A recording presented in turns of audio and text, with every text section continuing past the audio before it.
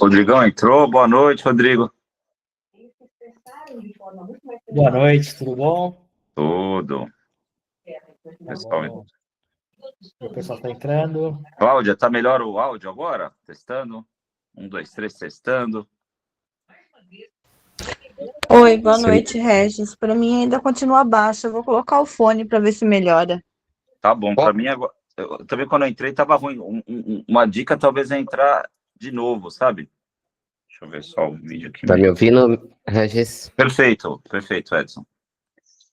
Não, é o Cato, rapaz. Ô, Cato. Fala, Regis. Tudo bem? Como é que vocês Tudo estão? jóia. Sejam bem-vindos. Legal.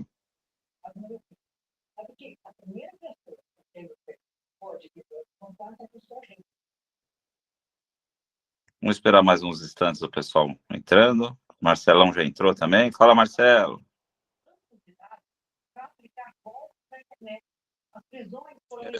Tudo bem?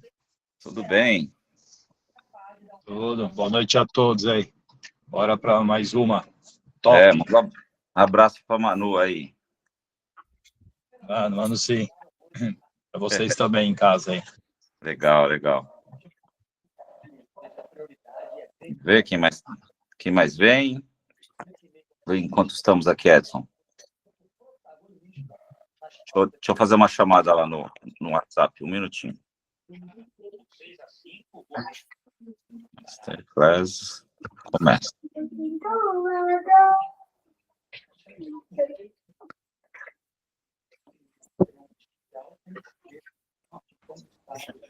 Bora começar então, respeitar o pessoal que pontual aí, obrigado aí, né? Eu sou favorável. Eu também sou.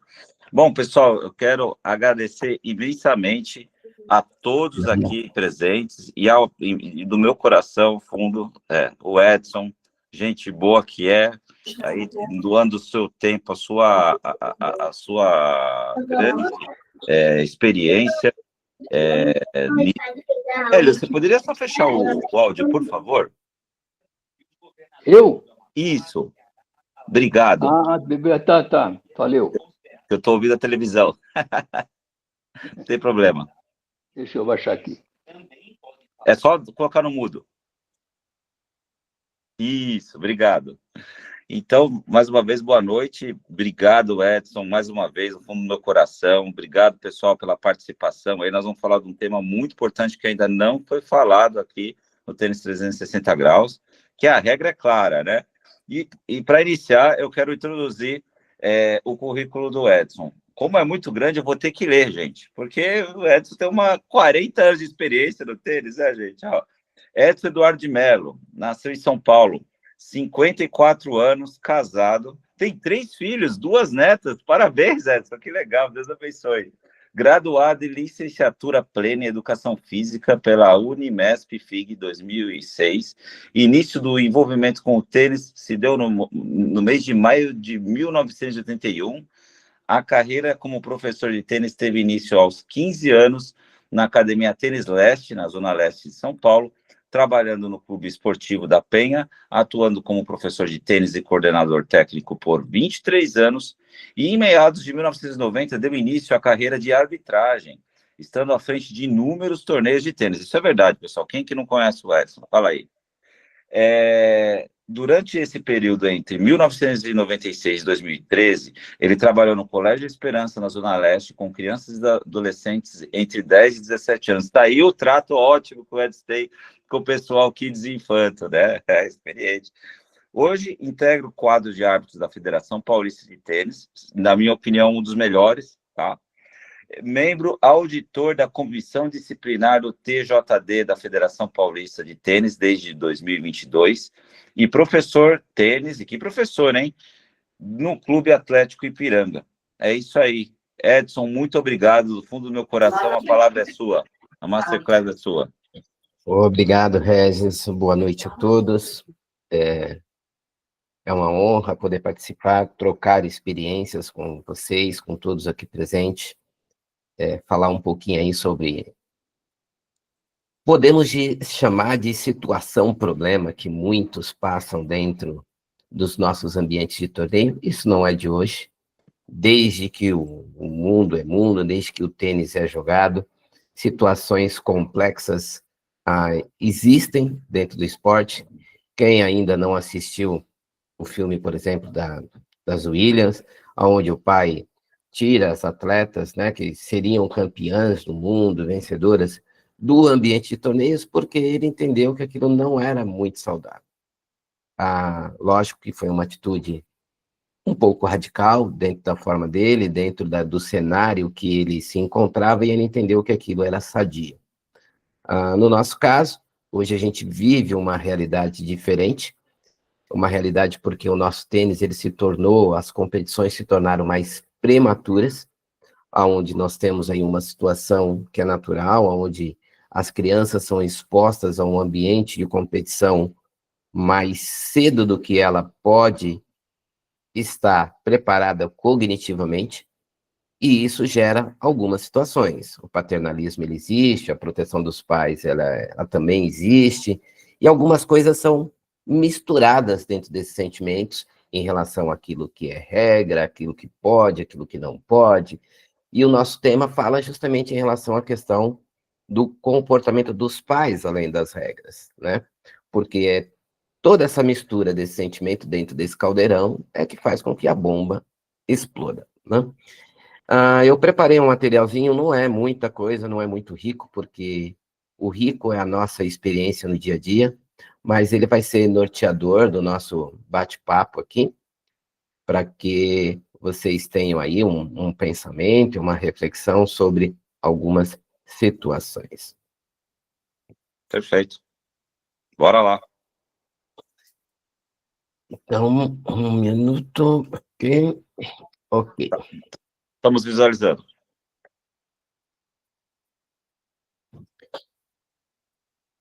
Isso. Então, a gente começa pelo fim? Não, pelo começo, peraí. Fica Eu apertei e tranquilo. foi pro fim, pô. Aqui, agora tá no começo, muito bom. Então, a pergunta é justamente isto. A regra é clara. E o bom comportamento dos pais em torneios de tênis, que é o que nós vamos tratar. E aí eu vou deixar aqui uma imagem, acho que está bem grande, acredito que vocês devam estar visualizando aí de uma maneira bem clara. E a pergunta é só uma provocação para que depois vocês me respondam. Dentro ou fora? Gravem bem essa imagem. Vou dar aí mais alguns segundos para vocês olharem bem fixamente essa imagem aí. E no final nós vamos retornar com a resposta a respeito disso. Perfeito. Gravada a imagem? Vamos lá. Então nós vamos falar que a primeira coisa que a gente precisa entender é a diferença entre regra e regulamento. Tá? Então uma definição básica disso aqui, se vocês colocarem no Google, não é novidade, não é o Edson que está criando, não está trazendo, mas é importante, porque esse é um conceito global. As regras definem como um esporte é praticado globalmente, enquanto o regulamento especifica as normas para uma competição específica. As regras são estabelecidas por federações internacionais, federações regionais e garante um jogo justo em todo o mundo. O regulamento, por sua vez, é mais detalhado e trata dos aspectos específicos daquela competição, como formato de disputa, pontuação, prazo de inscrições, punição. Então, isso é muito importante, que isso é o nosso divisor, é o nosso princípio do entendimento de como tudo acontece. Porque, por muitas vezes, dentro do ambiente, a gente percebe um pouco de confusão em relação ao que é regra, em relação ao que é o regulamento, e, na grande maioria das vezes, o desconhecimento do regulamento. Aqui eu trouxe uma imagem dentro daquilo que a gente vive hoje dentro do nosso ambiente paulista. Regra, curso de arbitragem, Código de Justiça Desportiva, Brasileiro de Justiça Desportiva. Esse aqui a grande maioria não conhece. É importante que todos saibam que todos nós, que mesmo de forma amadora, fazemos parte de uma federação, de uma entidade, nós estamos envolvidos em um processo de competição, estamos sujeitos a esse Código de Justiça Desportiva Brasileiro. É nele, no qual a comissão disciplinar da Federação Paulista de Tênis, assim como a comissão da CBT, assim como a comissão do CONSAT, ITF, todas as suas comissões, elas têm a sua rédea, sua régua e sua bíblia de conduta e do que pode e o que não pode. Trouxe um exemplo de 2 regulamentos básicos, apenas capa, né? Trabalhamos bastante aí com as crianças, então o regulamento específico da Copa Futuro Kids, regulamento específico de torneios abertos, para vocês perceberem que cada competição tem o seu regulamento. E no site da federação vocês vão encontrar uma página que está lá, regulamentos, e vocês vão encontrar todos eles. Regulamento de torneio aberto, regulamento da Copa Kids, como funciona o Master, como funciona o circuito de damas, o melhor do ano, promoção de classe, tudo aquilo que envolve o ambiente do tênis paulista, os regulamentos estão aqui, expostos para todos. Tá? E o mais importante, que quando nós decidimos nos filiar a alguma entidade, na grande maioria das vezes, no nosso cadastro, a gente dá um aceite que nós conhecemos as regras. E nós somos brasileiros, e como bons brasileiros, eu tenho 99% de certeza que ninguém leu, mas o aceite foi dado. E aí a importância da reflexão sobre, às vezes é importante dar um passo para trás para poder entender, conhecer, dedicar um pouco do tempo, porque a gente já dedica muito tempo na jornada, no desenvolvimento, seja de um atleta, seja nosso pessoal. Então, quanto mais eu tiver conhecimento, mais fácil eu tornarei essa minha jornada. Mais fácil eu tornarei construtivo tudo isso que a gente vem buscando. E o que o tênis ensina?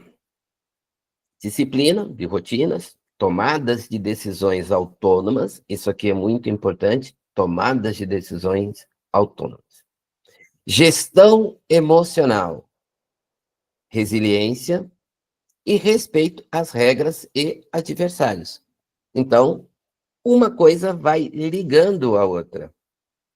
Principalmente quando a gente fala do ambiente de tênis, e a gente vai retornar a isso, essa questão da autonomia, ela é, na grande maioria das vezes, desrespeitadas ou influenciadas. Eu pego meu filho, eu vou educar o meu filho a ele ser disciplinado dentro de casa, ele arrumar a gaveta dele, ele arrumar os brinquedos dele, eu vou tornando esse meu filho, que está sob a minha guarda, num cidadão autônomo, eu preparo ele para o mundo. Então, muitas vezes ele não vai cumprir as regras, eu vou ter que insistir, eu vou ter que educá-lo dentro de um princípio, dentro daquilo que norteia, aquilo que eu entendo enquanto uma verdade. No tênis não é muito diferente. A gente sempre pensa que o tênis, e isso foi a base do tênis, ele nasceu com base no jogo de fair play, onde o respeito e a ética é algo que irá acontecer o tempo todo. Assim nasceu o tênis. Assim nós introduzimos a criança no mundo do tênis, porque nós estamos pautados que todo esse ambiente vai continuar acontecendo. Que vai ter o fair play, que as regras vão ser respeitadas, que a ética vai ser valorizada. Tanto que o aperto de mão simboliza o espírito esportivo. Mesmo com a tecnologia, e é um caráter ainda que é dentro do jogo, está fazendo cada vez mais parte do jogo, ainda a ética e o fair play, ela deve existir. No tênis profissional, por uma situação nossa, humana, que somos falhos de muitos aspectos, ela vem tomando conta, vem fazendo parte do nosso dia a dia, pela uma evolução natural da nossa sociedade, e para tentar diminuir certos erros humanos, mas não que ele seja antiético, ou que isso possa ser de má fé, mas isso gera alguns comportamentos e descontentamentos que vai impactar na questão das regras. Mais uma vez, a regra, ela é clara. Ética e comportamento. Isso é o que define o tênis.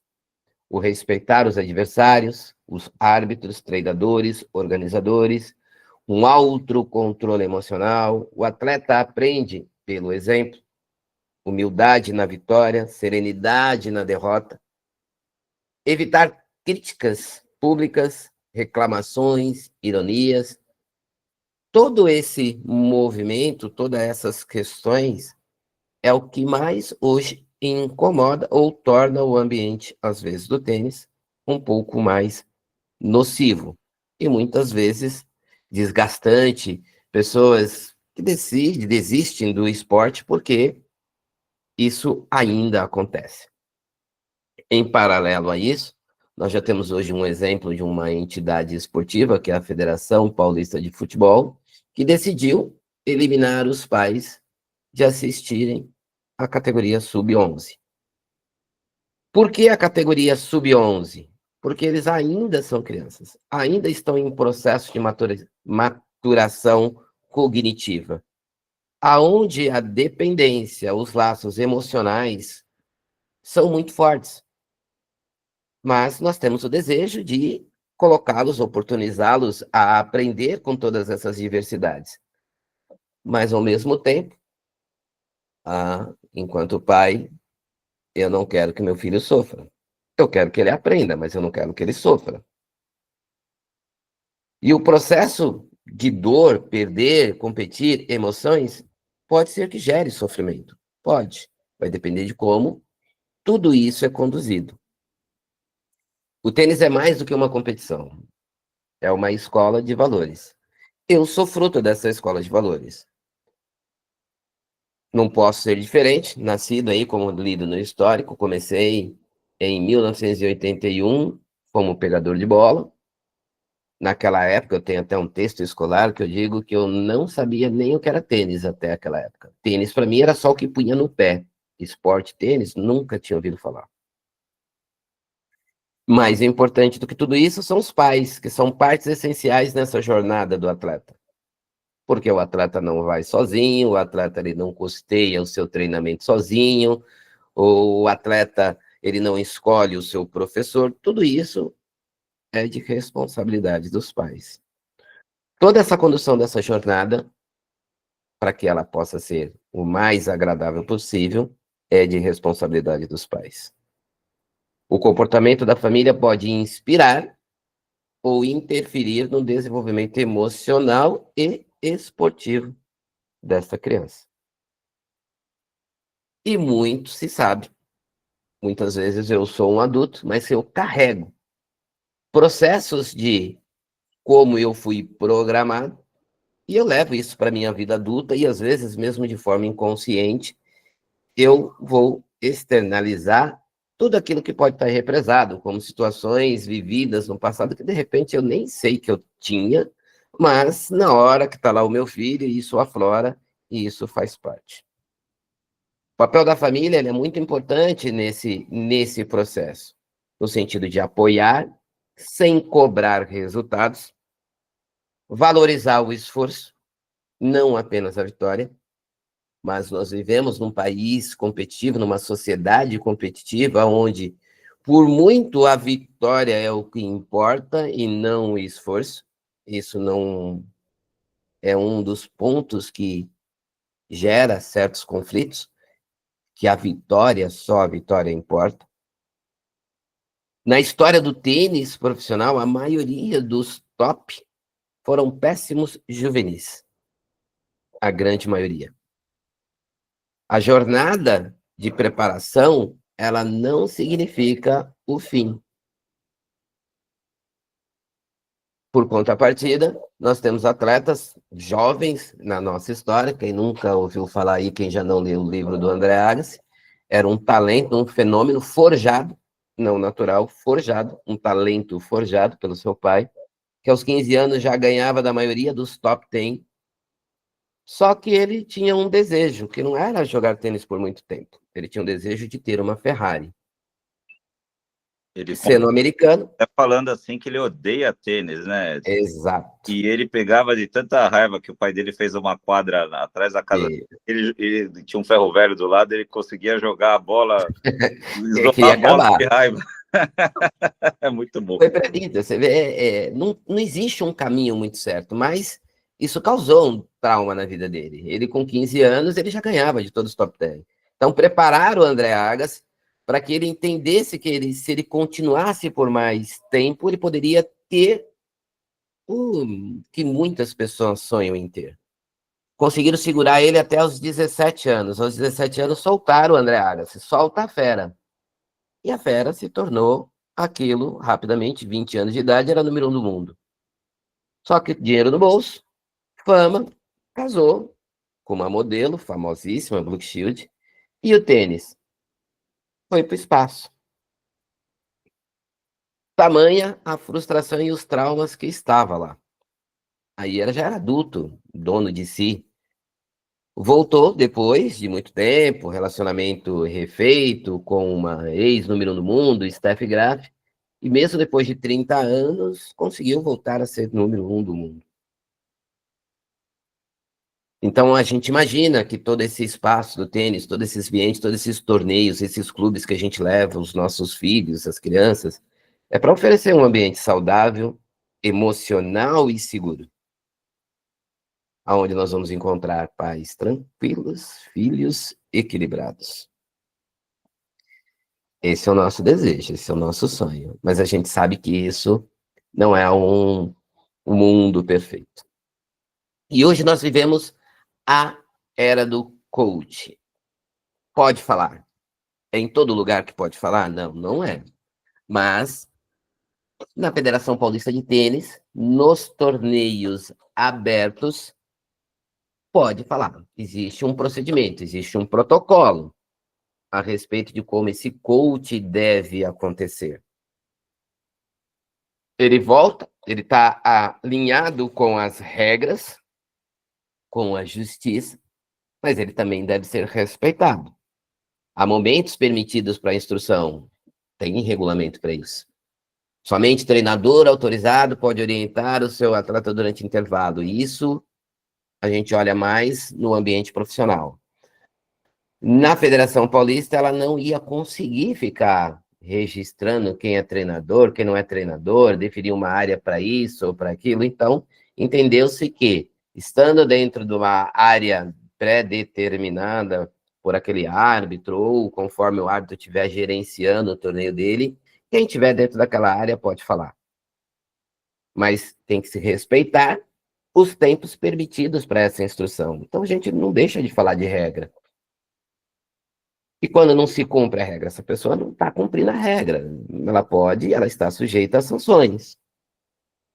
Os pais devem incentivar sem intervir diretamente. E esse é um dos maiores problemas que geram problemas.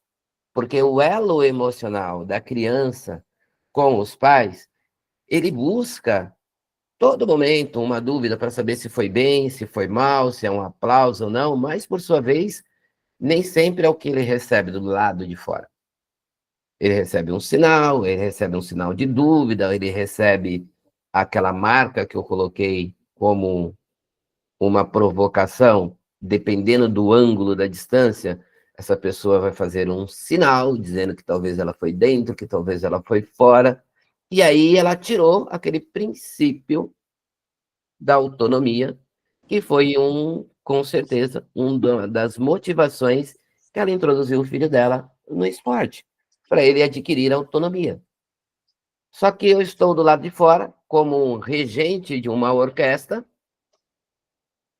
o tempo todo, tirando a autonomia, criando cada vez um processo de dependência e transmitindo para ele dúvidas que eu posso ter do lado de fora, ou mesmo que eu possa ter certeza. Eu transmito uma certeza que eu não deveria transmitir. Uma situação que eu sei que todos vocês já passaram. Garoto, filho, ou mesmo você que joga tênis, pega um sax fora, uma devolução fora. Sax saiu um monte, mas você está numa posição, você é jogador, criança, e ela joga e ela ganha o ponto. Foi justo ou não foi justo? Ela pegou uma bola fora.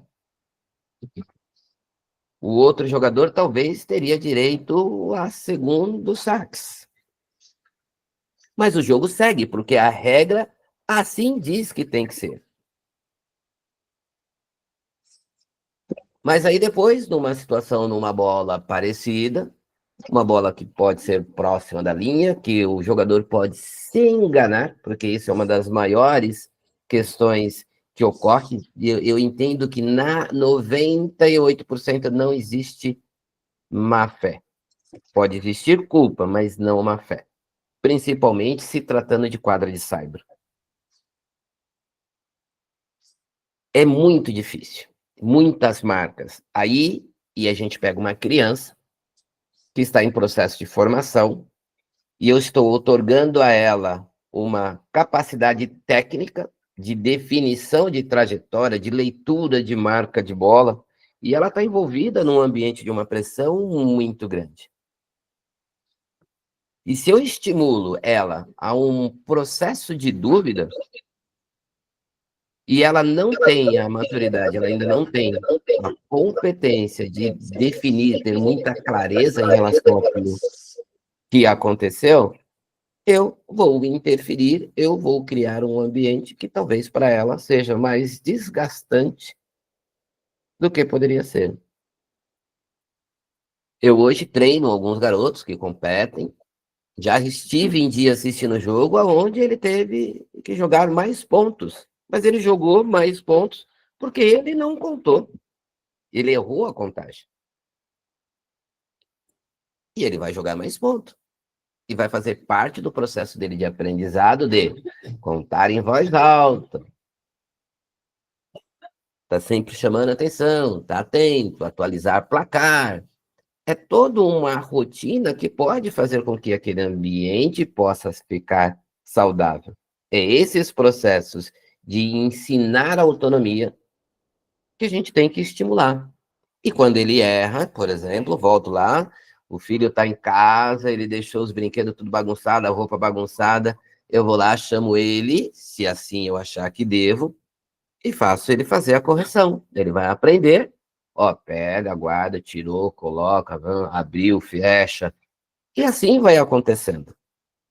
Eles vão se tornando mais maduros, eles vão entendendo, as marcas de bola vão ficando mais claras, eles vão eliminando mais as marcas. Aonde nós temos menos problemas com a arbitragem de tênis é na categoria 17 para 18 anos. A maioria já se respeita, a maioria já sabe identificar uma marca de bola, ou seja, ele teve que amadurecer durante o processo. Ele, de fato, é autônomo. Às vezes, uma ou outra dificuldade de leitura de marca de bola, mas é muito raro. Quanto melhor o nível técnico, menos dificuldade ou menos a arbitragem atua no processo do jogo de tênis. E aí a gente traz que isso é uma coisa difícil hoje, né, dentro da nossa sociedade. É difícil de você discutir algumas questões sem passar pela ética e a moral no esporte. Definições de éticas, coisas básicas, né?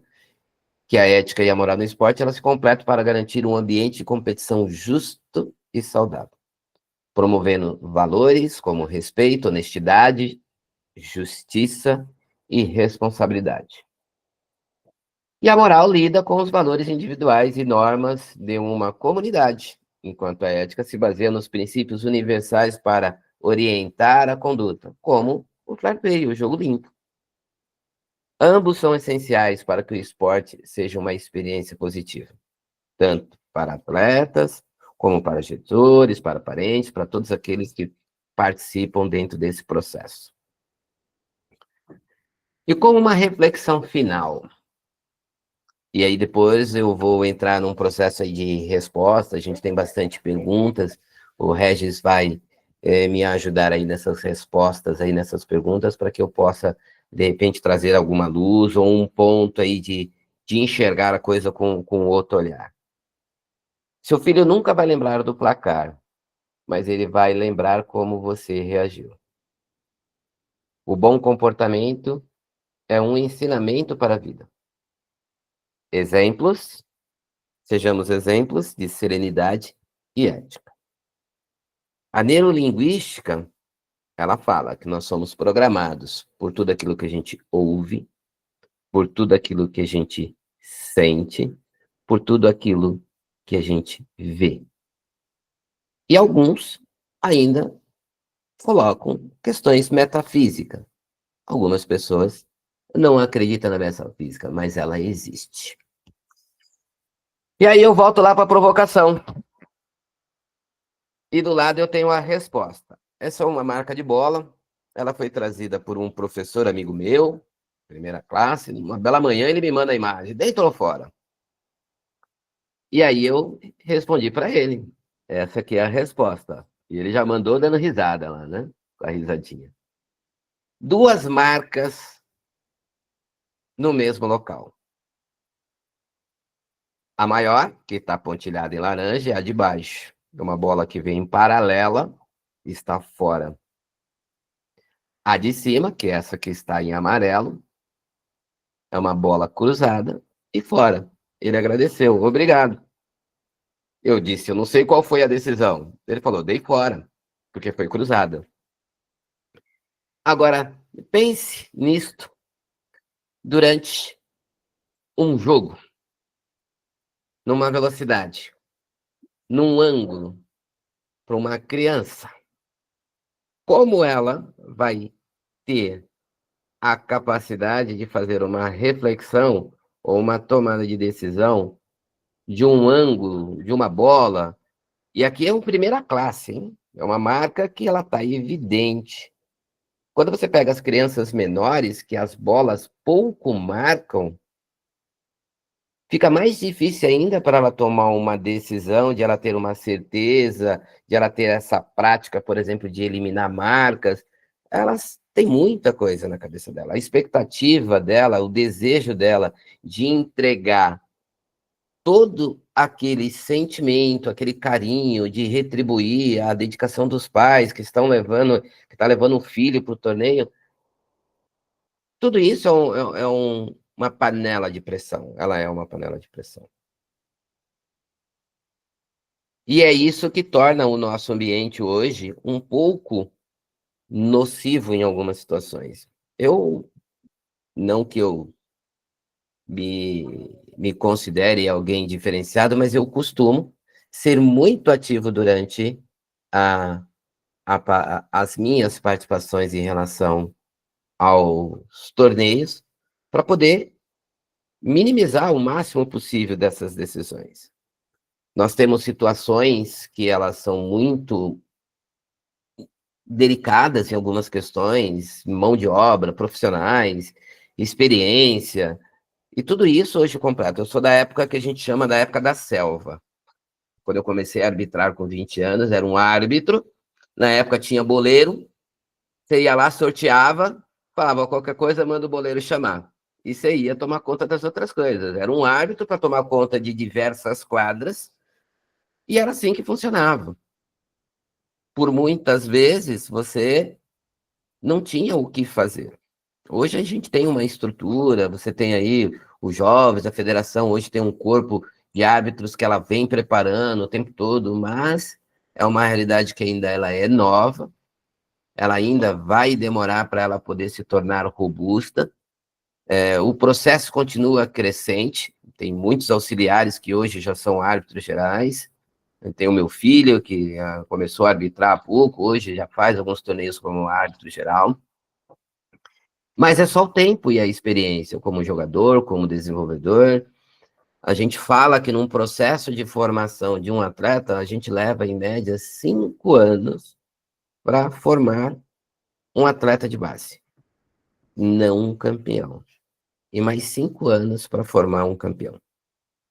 Então, se eu pego uma criança que está começando a competir, ele tem 8 anos de idade, mesmo que ele jogue desde os 3 anos, e ele ainda está num processo de desenvolvimento fisiológico, cognitivo, mental, social, ele não está na idade de ser um campeão. Ele é um atleta em formação.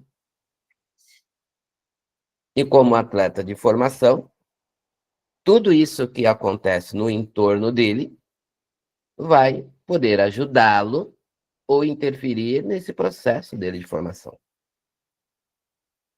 E aí nós temos que tomar a decisão. E aí volta para nós. Sempre vai voltar para o adulto. O que eu quero? Qual é a semente que eu estou plantando? Eu mostrei para vocês aqui o CDJD, né, CBJD, no qual todas as crianças até 14 anos, elas são imputáveis. Pode acontecer o que for dentro da quadra. O código protege, porque ela é uma criança em formação. De quem é a responsabilidade? São dos pais, dos treinadores, são dos adultos. Ela só passa a estar sujeita ao código a partir dos 15 anos. Edson, uma pergunta aí, falando disso. De quanto tempo há reuniões, assim, para discussão de casos? Você que é membro do... Na verdade, isso a gente tem todas as segundas-feiras de manhã, quase rotina, de todas as segundas-feiras a gente tem reuniões. E tem Então, caso segunda-feira? Então, esse mês nós tivemos uma segunda-feira agora, começou 10 horas da manhã, acabou 2h25. Rapaz. Tá? 2h25. Mas foi um fato que aconteceu num jogo de criança, do Kids, mas por final teve o envolvimento dos pais. A criança ela vai passar também por uma audiência disciplinar, ela não é punitiva, ela é disciplinar a respeito da conduta, ela foi desclassificada no jogo, mas quem foi penalizado pela conduta? O pai. Por quê? Porque aí entra num processo de discussão com a outra família, enfim. Então, tem toda uma estrutura, tem todo um rito, para vocês terem uma ideia. Tem infrações dentro do código que ele é baseado no futebol, a gente não pratica esse número, mas tem multas que chegam a R$100 mil. Para poder finalizar, no caso da segunda-feira, a pessoa foi multada em R$5 mil. Ela vai cumprir uma pena de suspensão e tem mais uma multa pecuniária de R$5 mil. Será que os pais sabiam dessa, hein? Mas agora eles sabem. Né? Todo mundo aqui que está assistindo essa Masterclass está sabendo. No ano passado nós tivemos uma média de 16 casos. E esse ano nós estamos chegando mais ou menos no mesmo número, de 16 casos. Todo processo de desclassificação gera um processo disciplinar.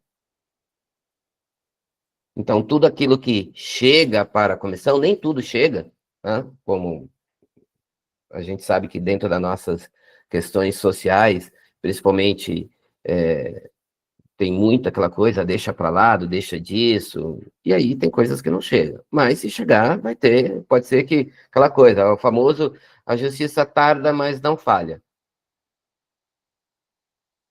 E todos nós que estamos envolvidos estamos sujeitos. A comissão disciplinar, ela, para vocês terem uma ideia, ela é autônoma. Tá? Ela tem poderes e competência para julgar a própria federação. Ela é composta por 5 auditores, mais 3 procuradores, tem toda uma instância, e isso no site da federação vocês encontram, tem toda a estrutura lá do que é, e quem são os membros, tanto da comissão como do Tribunal de Justiça Desportivo, e ele existe e ele é atuante. E em qualquer instância, seja, sei lá, financeira, desportiva... No nosso caso é disciplinar. Tá, existem sessões específicas. Exato. No nosso caso, disciplinar, da justiça desportiva mesmo, que aí, essa questão de condutas, etc. Perfeito. Vamos para as perguntas, Regis? Ô, Edson, posso fazer uma pergunta? Agora você vai pular o Regis, você tinha que ter mandado pro Regis. Tem a ver com isso que você acabou de falar. Manda lá, manda. Então começamos pelo Marcos, hein? Quando essa conduta, né, no caso impropriada aí que você acabou de citar, é um torneio da CBT, por exemplo. Aí tem a comissão disciplinar da CBT. A CBT, né? Mesmo acontecendo em São Paulo, essa comissão não se junta na federação. Não, é da CBT. O que acontece é assim, por exemplo, a nossa área de atuação é dentro do estado de São Paulo. Então, se for um torneio da CBT que acontecer dentro do estado de São Paulo, nós temos competência para julgar. Entendi. Né? É isso. Essa é a pergunta. Então, se for dentro do estado de São Paulo, nós temos competência. Por Mas quê? aí- Porque o torneio acontecer dentro do estado de São Paulo, ele tem que receber a chancela da Federação Paulista de Tênis. Mas aí como é que fica a decisão? Fica meio CBT, meio federação, Edson? Então, se for julgado pela Federação Paulista de Tênis, fica aqui. Se ela pode ser julgada nas duas instâncias. Ah, entendi. Então não tem uma ordem assim, julga aqui primeiro, depois julga lá na CBT. Não. Entendi. Entendeu? Por exemplo, Obrigado. se você faz, digamos que a reclamação chegue na Paulista, a Paulista vai cair na comissão, a Paulista vai tratá-la. Por exemplo, nós tivemos situações de beach tênis de ITF, que era jogado dentro do estado de São Paulo. Caraca. Legal. Obrigado. Desculpa, Regis, te cortar aí. Não, Marcão, estamos família aqui, relaxa. Tá tudo certo. Valeu. então manda, Regis, pergunta. Bom, começa do começo, então? Começa do começo. Obrigado aí por todos que enviaram um monte de perguntas. Eu congreguei aqui, arrumei aqui tudo por temas, né, para ficar mais fácil, né? Então, vamos começar uma sessão de perguntas sobre conduta e exemplo dos pais no tênis infantil juvenil, né? Então, a pergunta 1 vai. Penso que a conduta dos pais, muitas vezes, reflete na própria conduta do jogador. Pois há casos em que o jogador, pela ânsia de querer ganhar, prefere ser antidesportista e ele se equivoca na marcação, etc. E ainda fala para os pais que preferem ganhar, mesmo que seja errando. Os pais, do meu ponto de vista, ao invés de corrigir a atitude do filho ou da filha, eles acabam apoiando. No seu ponto de vista, Edson, numa visão geral, qual seria a melhor conduta fora e dentro da quadra? E aí termina, né, dizendo que ela é uma mãe consciente, que ensina a filha para um bom comportamento e o porquê de seguir todas as regras do tênis, né? É isso. Então, a pergunta dela trouxe a resposta. A gente falou de criar autonomia, de não interferir. É difícil de você julgar, principalmente para nós, eu que lido com o esporte, mesmo dentro, trabalhei durante 17 anos num colégio com o esporte, né, milito aí há mais de 40 anos. O ganhar ou perder depende muito do dia a dia, como a gente falou. Existe uma programação que as crianças recebem, que todos nós recebemos, desde o nosso ventre da nossa mãe.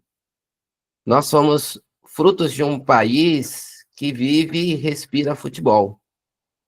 A gente assiste futebol na TV, é o país da pátria da chuteira, e ele é um esporte, ele ensina.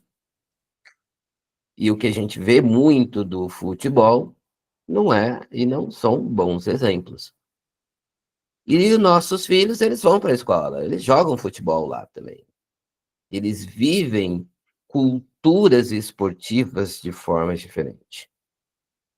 E ele não vai deixar de ser influenciado por essa diversidade de cultura. Como romper com isso? É todo dia, é rezando, é fazendo a reza daquilo que se espera de comportamento. Se os pais, eles, de uma forma, podemos dizer, negligente, endossar o ato do filho, a gente já sabe o que acontece isso num processo de desenvolvimento social. Como a gente forma um delinquente juvenil. A psicologia, ela já explica isso. E não vai mudar de dentro do esporte. E assim, quando você fala de a cultura do futebol, né? Você vê a torcida brasileira no tênis, ela tá, como que ela tá paramentada? Com a camisa da seleção brasileira de futebol, né? Ela vai se comportar igual. Transformar o ambiente do tênis algo que não receba a nossa influência da cultura do futebol, eu tenho que não assistir futebol, eu tenho que não viver isso, porque se eu viver, vai ter influência. E aí eu preciso ser muito mais consistente na minha introdução, no meu processo educativo, para que não replique, ó, aquilo lá é futebol, ó, aqui é isso, então eu tenho que rezar a cartilha, né? Bola dentro é bola dentro, bola fora é bola fora. Então, o atleta, seu adversário que está do outro lado, fez um ponto bonito, aplauda. Aí se ele não me aplaudir, aí é problema dele, entendeu?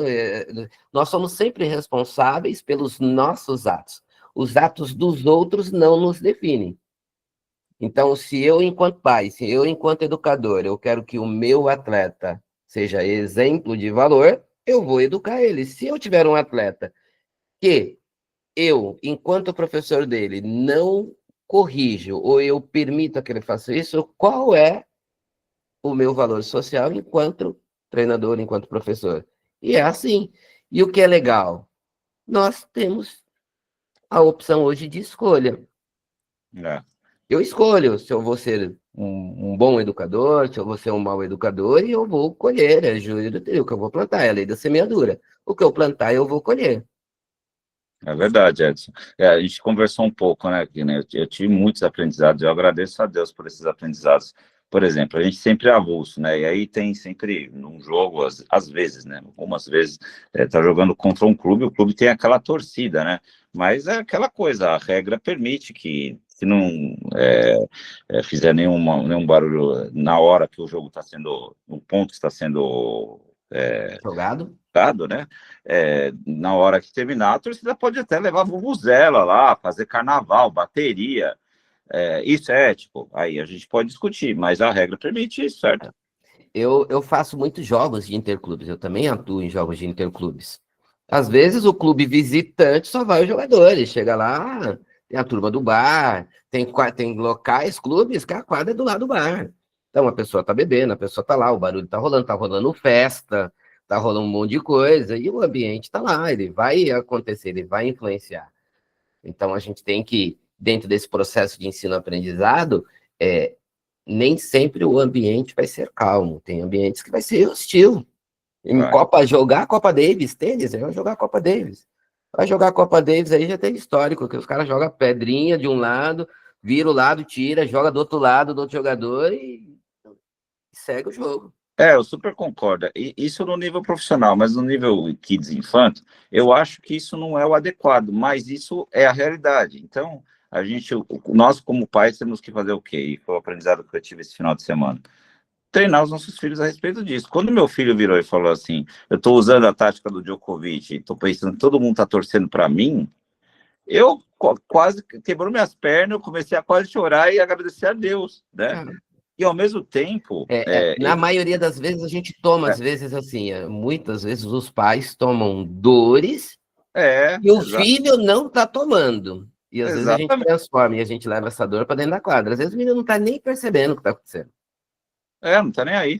E outra também, outra coisa que eu também percebi é que esse barulho da torcida é só bom quando o atleta tá indo bem, né? Quando ele tá ruim, não consegue mais acertar, porque o jogo vira, né? Aí ele começa a tremer na base, porque a pressão. E aí eu olhei para isso, eu olhei meu filho falando que ele tá achando que tá todo mundo torcendo para ele, e o menino lá tá tremendo, querendo vara verde assim. Eu tô achando um presente isso daí agora, entendeu? A responsabilidade de quem tem torcida sempre vai ser maior, né? A responsabilidade, ela também. Você vai ter pessoas para te apoiar, mas é o preço. Você tem uma responsabilidade maior para poder entregar aquilo que aquela torcida está esperando. É interessante isso, né? Tem alguns que entendem que esse conceito é para deixar a criança mais forte, porque a vida vai ser dura e difícil. Eu não concordo muito, mas depois desse aprendizado do final de semana, eu acho que tá ótimo, viu? Mas pode ter certeza que, como a gente está falando, a gente... Eu agradeço a todos, viu? O processo nosso, o esporte, como um meio de educação, ele é isso, as adversidades, porque ele vai encontrar adversidades, seja no mundo corporativo, seja no mundo de empreendedorismo, ele vai encontrar no mundo acadêmico, a competição vai acontecer. E assim, foi bom também, porque como a gente é avulso e nunca vai ter ninguém torcendo pro nosso lado fazendo o mesmo barulho, ele sempre vai estar nessa situação. A regra é criar o clube Associação dos Avulsos. Associação dos Avulsos. Boa. Que é avulso torce. Avulso Corporate. Ok, vamos para a segunda, então.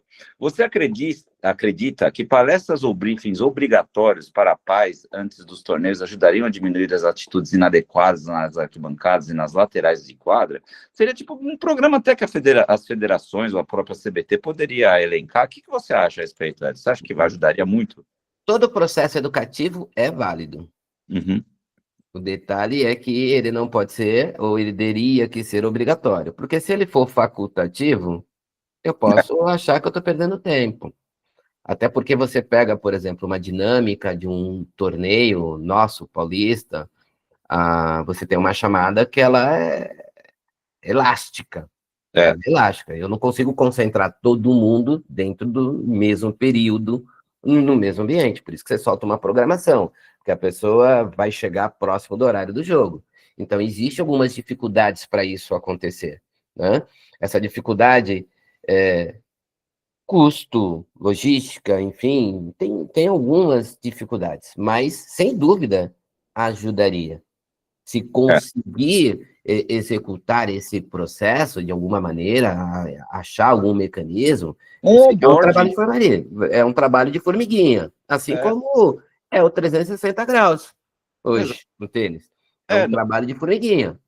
Eu espero que todo mundo do tênis assista essa Masterclass, porque ela é educativa, vocês podem levar um processo de 100 mil a 5 mil reais, olha só, né? Depende do valor aí que você falou. Isso é importante, ninguém sabia dessas coisas, acredito, ou pouca gente sabia. E assim, eu acho que esse processo poderia até começar com um onboarding, né? Com o pessoal novo, entrou na federação, querem comprar um carro, cadê o manual, entendeu? O que eu preciso saber, né?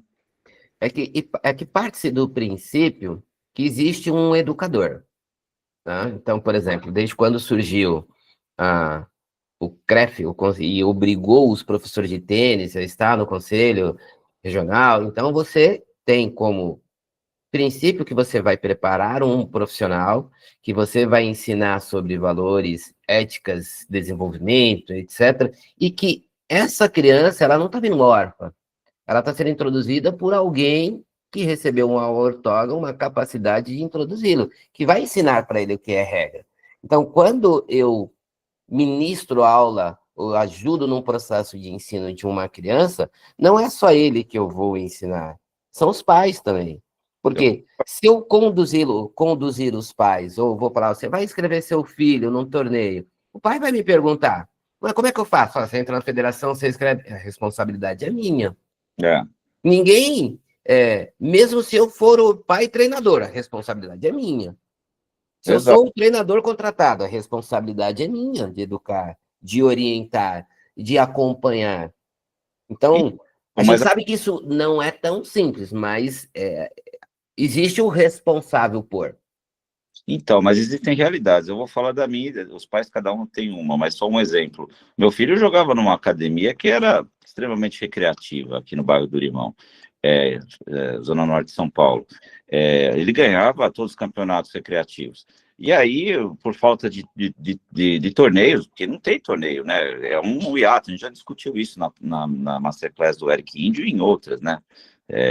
Eu fui atrás da Federação Paulista quando estava na bola laranja, mas ele já treinava faz tempo. E aí, perguntei primeiro à academia como é que faz, ninguém sabia, e eu fui lá e escrevi, inclusive coloquei a academia que ele treinava. Depois eu descobri que para tirar o nome da academia tinha que pegar uma assinatura da academia, que a academia podia negar ou não, e se ele quisesse se incluir em outro clube dentro de 2 anos, tinha que pagar uma taxa de R$500. Então, foi tudo assim aos trancos e barrancos. Eu fui aprendendo assim, ó. Então, você aprendeu e eu ainda vou completar e vou te corrigir. Teve instruções erradas. Qualquer atleta pode tirar a sigla do clube. Ele decide ser avulso. Ele não pode ser transferido para um outro clube.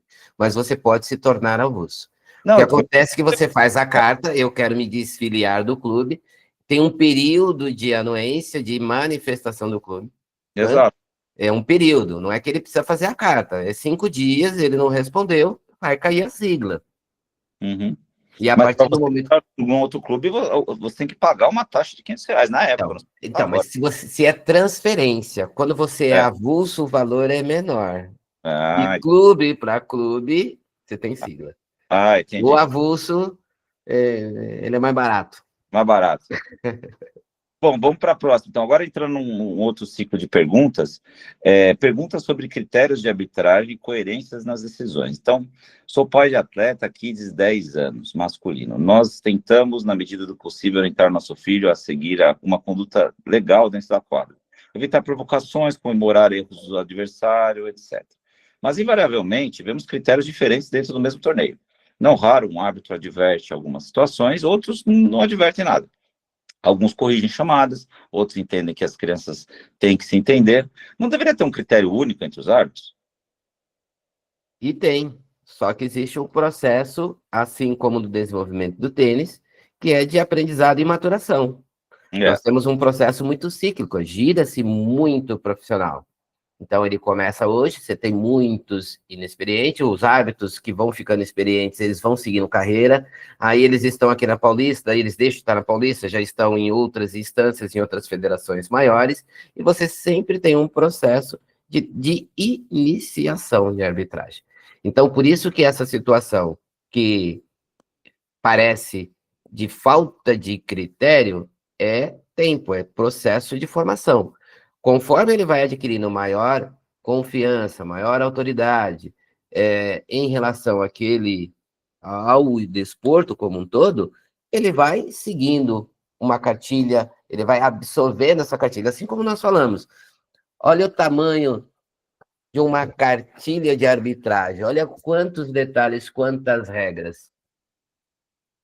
Não se absolve isso da noite para o dia. Hoje nós temos problemas de condutas e arbitragem, mesmo no Pro. Mesmo no Pro, às vezes o jogador discute uma situação de regra com o juiz de cadeira. Mesmo no profissional. Você vê aquele caso clássico lá que o Tiafoe, ele tocou a mão na parte da dupla, mas ele estava jogando simples, e aí o Raonic quis chamar o árbitro, aí teve que vir um árbitro geral do torneio, né? Acho que foi em Montreal isso, Exato. né? E daí você está falando de dois tenistas profissionais, você está falando de um tenista profissional que não conhece a regra. Exato. Se nem ele. Entendeu? Mas essa regra aí eu duvido que muita gente conhecia. Pois é, mas, entendeu? Mas é o que eu tô falando, mas o tenista, ele não é árbitro, mas o tenista tem a responsabilidade de conhecer a regra do esporte que ele pratica. Ele não precisa atuar como árbitro, mas ele precisa conhecer a regra. Senão vai acontecer situações. É um profissional que vai passar por uma situação, na minha opinião, vexatória. O cara profissional não conhece a regra. Mas gira uma situação problema. Exato. Ainda dentro da casa dele, né? Pois é. Exato. Então, essa é a dificuldade, assim, o desejo existe. E como eu falei, hoje, é muito melhor do que a minha época da selva. É muito melhor. Hoje a gente forma bons árbitros mais rápidos. Por quê? Porque a intensidade de trabalho é maior. Antigamente, cada local tinha o seu árbitro local. E era ele. Então, ele era a pessoa que cuidava de todas as regras. Você não tinha uma unidade. Hoje se trabalha para uma unidade. Só que, por contrapartida, para você poder criar essa unidade, o esforço é muito maior. O nosso coordenador, ele sofre com escala, disponibilidade, e a pessoa não está disponível, ou a pessoa vai para cá, ou quando o cara está começando a ficar bom, ele vai para uma outra instância, que é o direito dele de evoluir tecnicamente, enfim, né? Ô Edson, a pergunta próxima você já respondeu muitas vezes. Essa cartilha de conduta do árbitro, essa cartilha de regras, ela está disponível, aquela que você mostrou no começo da sua apresentação? Não, o que está disponível é o código de conduta. Regra, não. Regra, você vai precisar passar por um curso para poder receber a apostilazinha ali. Você vai encontrar algumas coisas de regras que tem, é óbvio, nós estamos na era da informação. Se digitar aí um livro de regras de tênis, você vai encontrar alguma coisa.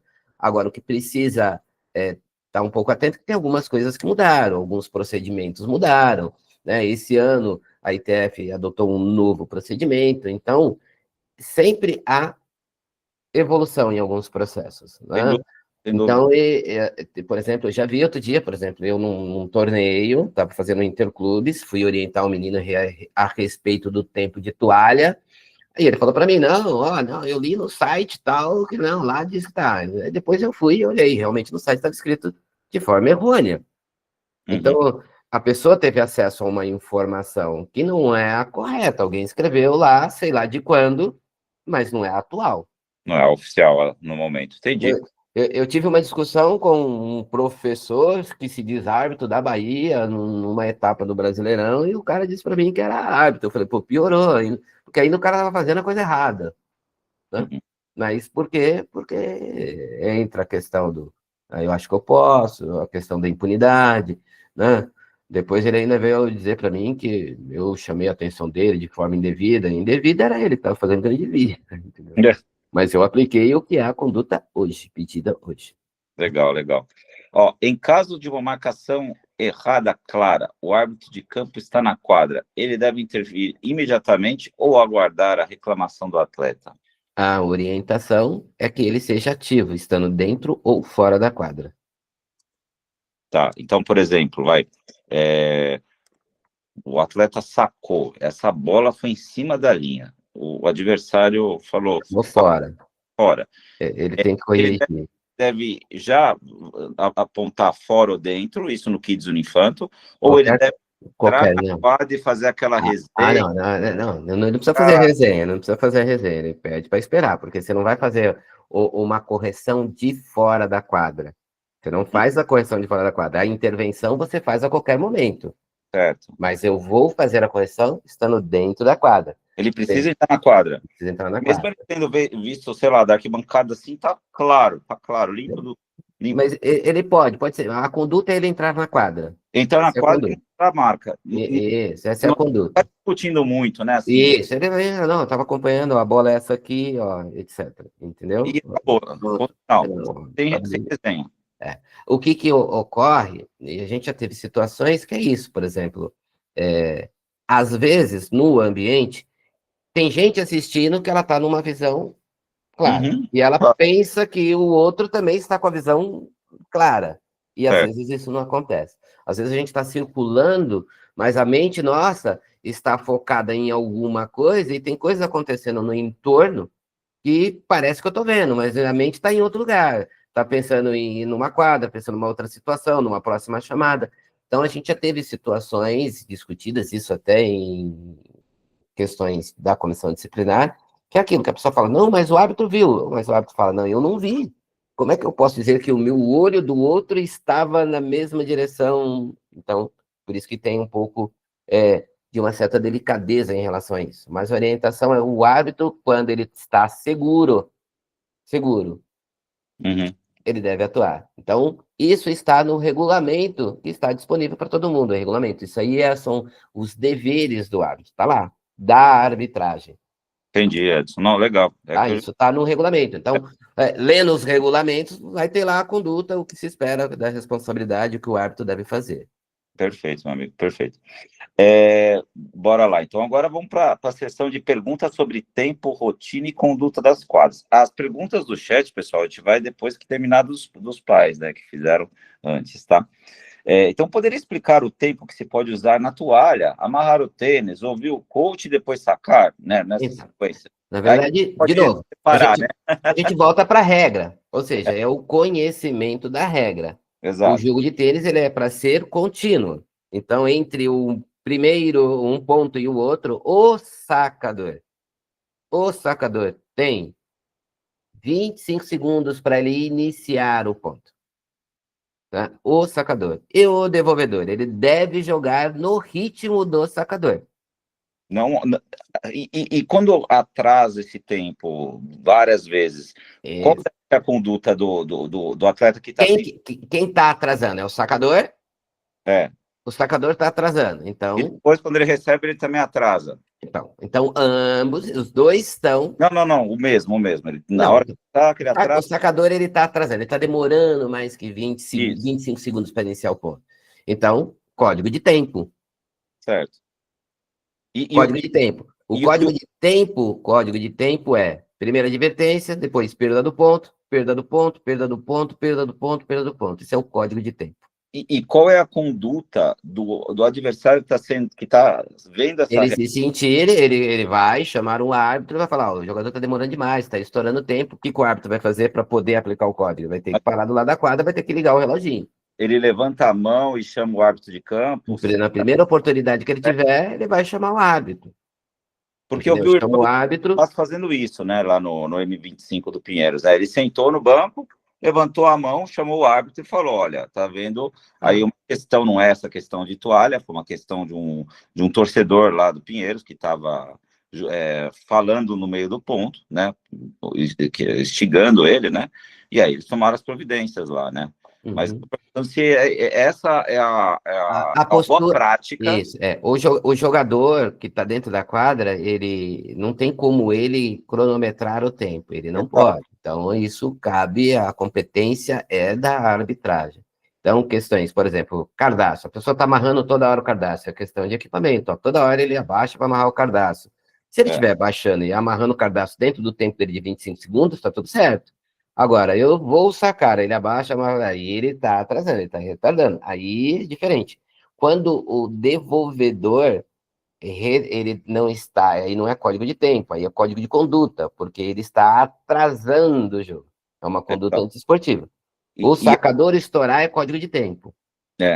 Concordo. E aí, ele chamou o árbitro de campo, e o árbitro de campo olhou e falou, e aí foi embora e não deu nenhuma resolução. O que ele faz? Chama de novo? Também tem que falar, olha, ele tem que cronometrar, dá uma olhada. Dificilmente o árbitro se nega. Depende muito da forma sempre como você faz a argumentação. Ó, a ética, a regra, o respeito. Ó, por favor, você poderia verificar? Eu acho que ele está estourando o tempo. Porque eu posso também estar equivocado. Minha mente pode estar acelerada, achando que ele está demorando, e de repente ele está dentro do tempo. Isso já aconteceu várias vezes comigo. E jamais já pede. Sempre o atleta. Sempre o atleta. Né? Torcida é torcida, torcida é torcida, pai é pai, técnico é técnico. É isso aí, boa. Não? Obrigado. Aí, então, obrigado, foi bem respondida essa. Ótima, todas foram, mas essa foi legal. No caso das categorias Kids, a flexibilização de tempo por conta do aprendizado e por falta dessa experiência, as crianças mais iniciantes, assim, falando ainda de tempo? Então, não existe um regulamento diferente para o Kids. O que vai existir é a orientação. Né?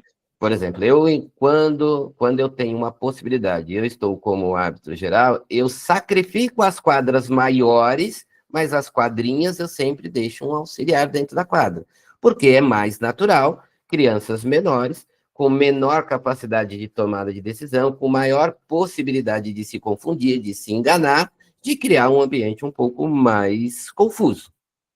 Eu concordo.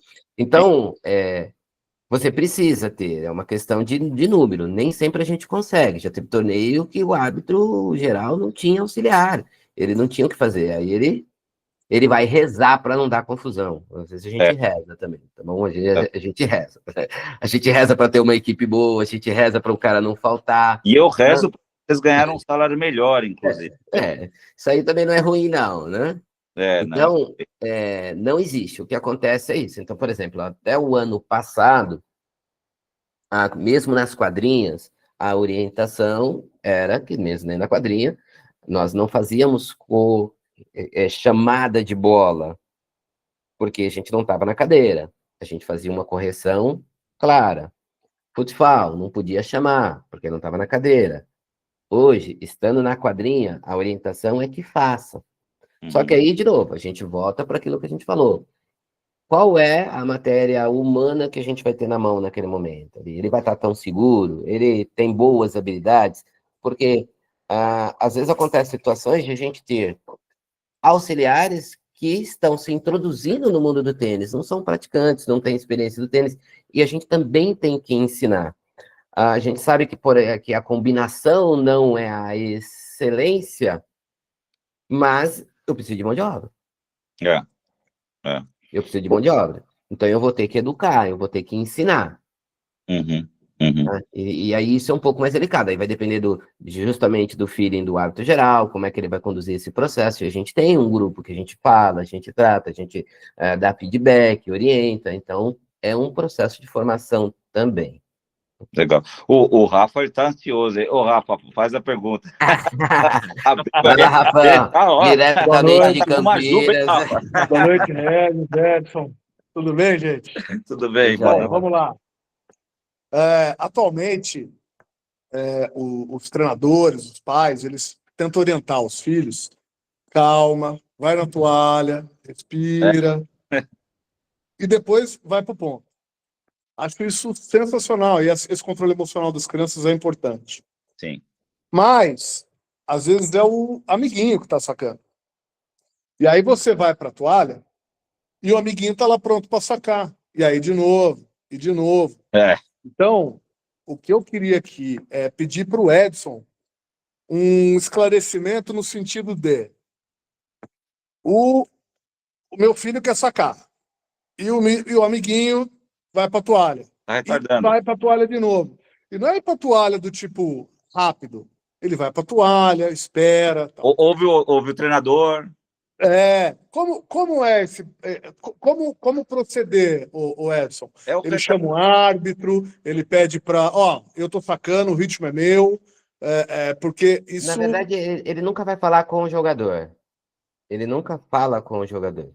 Então, ele está pronto para sacar, o menino está na toalha. Então, é a mesma forma, a resposta parecida.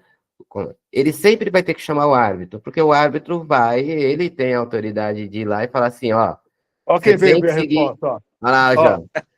Presta atenção, João. Para de ir na toalha, hein, João? Para de ir na toalha. O Lolo tá aqui do lado também.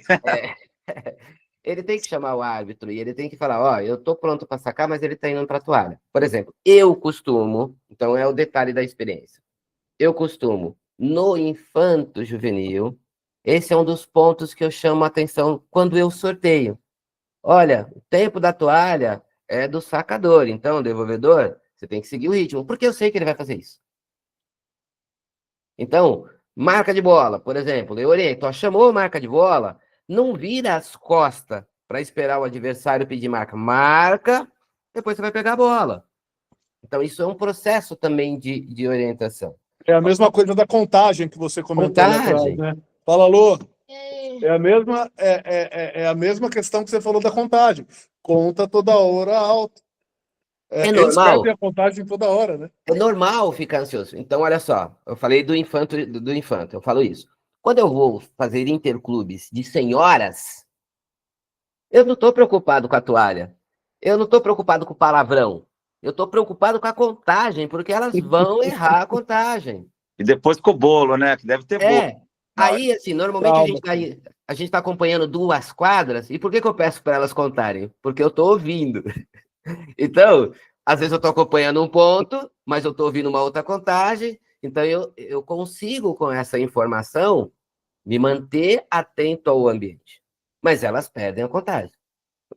Adulto, dependendo do nível técnico, é palavrão. Ó, atenção, as palavrões, etc. Então, ou seja, a experiência de lidar com todas as categorias, ela já me dá uma bula do que eu vou pedir para cada um. Tá? Então, processo da toalha, para as crianças que estão em processo de desenvolvimento. Então, eu ensino meu filho. Filho, tempo de toalha é do sacador, tá? Você, enquanto devolvedor, segue. Pronto. Se todo mundo, se todos nós que queremos um ambiente saudável ensinar o correto, o sacador não vai estar lá parado e o amiguinho indo na toalha. Se o amiguinho está indo na toalha, ele não é tão amiguinho assim. Então, existe a regra para o não tão amiguinho. Sou amiguinho fora da quadra e dentro da quadra eu não sou tão amiguinho. Eu, de novo, como eu falei, eu tenho escolha. Eu vou escolher quem é o meu amiguinho. E aí eu vou, e esse ambiente, ele tem que ser isso. Isso é o nosso direito de ser um país democrata. Você tem o direito de fazer com que a regra tenha que ser cumprida. Então, existe uma regra. Ah, mas é meu amigo. Não, ele não é. Ele não está sendo seu amigo. Ele pode ser seu amigo lá no futebol, no pega-pega, etc. Mas ali, para ele ser seu amigo, ele tem que respeitar a regra. Para você ser amigo dele, você tem que respeitar a regra. É sempre uma mão de duas vias. Obrigado. E desculpa a intervenção. Imagina, essa juba tá bonita, hein, Rafa? Isso aí, tá gravado, hein? Pode cortar, né? Tá bom. Ah, legal. Obrigado. Gente. Bom, continuando aqui, ó, eu vou dar outro caso aqui. Se um treinador profissional do clube lá, né, já está no seu espaço delimitado pela Federação Paulista, trabalhando, dando coach. E aí tem um outro treinador, ou treinadora, né, do mesmo clube, que percorre a lateral da quadra, né, no meio do jogo, e aí ela se apropria da área do adversário para dar outro coaching, porque o adversário está do outro lado, entendeu? Da quadra. Fala uma coisa rapidinho e sai andando, porque ela vai olhar outro atleta do clube em outra quadra. Pode isso, Edson? É claro que não, ela também sabe que não, mas as pessoas fazem, entendeu? Aí volta de novo para que a gente está falando do princípio de ética. Então, falta ética? Falta. Como eu disse, eu tô no tênis há 44 anos. Na minha época, quando eu comecei, já tinha pessoas que não tinham ética. Tinha jogadores que eu via que fazia marca, entendeu? Mas fazia marca, tipo, né? Então, sempre vai existir pessoas antiéticas. Vai existir. O mundo é assim, né? O detalhe, como nós estamos falando, é para aquele que quer um bom ambiente, ele vai semear a boa ética. E esta pessoa pode ter certeza que ela, uma hora, vai se sentir mal. Quando todo mundo falar, minha amiga, ó, legal aquela sua instrução, mas você sabia que você não pode? Pô, você, né, não está cumprindo a regra. Eu acredito que você conhece a regra. Verdade. Entendeu? Então, a gente cuida do nosso jardim. É. Você pode cuidar desse jardim de uma forma afável, amigável, com o famoso tapinha de pelica. Na verdade. Eu já tive situações que tem pessoas que desconhecem a regra, não sabe. Toda hora aparece gente nova jogando. E aí, de novo, volta. Ela conhece toda a regra? Não. Ela vai falhar? Vai. Ela vai cometer. Como é que eu vou tratar com a falha dessa pessoa que está tendo o interesse de trazer o filho dela para dentro do esporte? Como eu vou tratá-la? Eu vou hostilizá-la, eu vou orientá-la, porque eu, árbitro, eu também estou imaginando que ela é conhecedora. Eu deveria, mas eu sei que não é. Então a gente tem que educar. Mas o processo de educador não é de todo mundo. É isso aí. É isso aí. Não, perfeito, Edson. Perfeito, concordo plenamente. Né? Bom, aqui o 360 está educando um monte de gente. Exato. A partir do momento que a gente discute N situações, bons exemplos, é um processo de educação. Com certeza, que vai mudar a mentalidade, exato. Como já mudou a minha, né? Muito. Eu agradeço imensamente tudo isso. Ó, eu vou juntar várias perguntas aqui, porque tem a ver com barulho e pressão externa, né? Então, quando o barulho ultrapassa o incentivo e começa a intimidar o adversário, o árbitro pode intervir oficialmente? O que o atleta deve fazer? E existe alguma regra sobre o limite de ruído ou distância da torcida em torneios Kids Infanto? Não existe regra, nós não temos equipamentos de aferição de barulho, ruído. O que vai acontecer é a percepção do barulho no momento do jogo, né? Então, de novo, dentro da regra, a gente tem a chamada hidrância, que é a obstrução. A obstrução ela pode acontecer, ela é interna, por dentro da quadra, ela pode vir de fora, uma obstrução de fora. Se o barulho causado por alguém que possa estar envolvido de forma direta ao jogo, e ele está no papel de torcida, e ele está atrapalhando, ele está criando a primeira vez é uma involuntária, ele repete, a arbitragem tem o poder de pedir para aquela pessoa se retirar, etc., enfim. Nós teremos uma audiência futura aí, no qual a pessoa estava obstruindo a continuidade do torneio, a pessoa decidiu abandonar o jogo, o atleta, depois ele foi orientado pelo pai para voltar para o jogo, mas ele já tinha desistido da partida. Aí o pai começou a orientar ele a obstruir os outros jogos. Nossa, pra que isso? Coisa recente. Caso, teve que chamar a polícia. Meu Deus, chegou a polícia até lá na quadra? Gente. Parece coisa Né? Olha o ponto que chega, cara. Esperado aí da atrás de bandido aí, tem Mas que resolver o problema de pai e atleta. o cara não queria deixar o torneio continuar. O moleque botava a cadeira numa quadra, saía, botava a cadeira no outro, sentava no meio da quadra. Meu Deus do céu. Ah, Tinha que fazer um vídeo disso aí, um filme. não, mas tem. E eu vou ser o relator do cara. Ah, bom, então, acho que a gente já... e como que você, então, pode aconselhar os pais para preparar o filho emocionalmente para lidar com esse tipo de pressão, já que você tem 44 anos de experiência aí nisso, Edson? O que que você falaria para os pais? Como tratar dessa questão pressão, né? A pressão ela é inevitável. É. Ela vai existir porque a própria criança se pressiona. Às vezes, inconscientemente, os pais pressionam as crianças. E segundo a B.B. King, isso é um privilégio, né? Então, esse processo de pressão, lidar resiliência, como a gente comentou hoje é o que se busca no mundo corporativo, são profissionais resilientes, que aguentam pressão. Né? O trato dos pais com as crianças depende justamente disso que eu espero para o meu filho. Eu entenda que é o meu filho. A gente vai falar sempre de um processo de comunicação. Somos seres linguísticos e diferentes. Dentro dessa diferença, a minha relação com o meu filho, a linguagem que eu tenho dentro dessa experiência, de tudo aquilo que a gente vive diariamente, ela tem que ter um ponto de equilíbrio. Porque, tanto que existe um estatuto da criança e do adolescente. Para que serve o estatuto? Porque existem pais que perdem a mão nesta régua, e aí você tem um conselho tutelar. O CBJD, existe códigos, determinadas situações aqui, que se ocorrer, isso virar parte do nosso processo, e se a pessoa for enquadrada dentro do código específico, nós temos o dever de comunicar o conselho tutelar.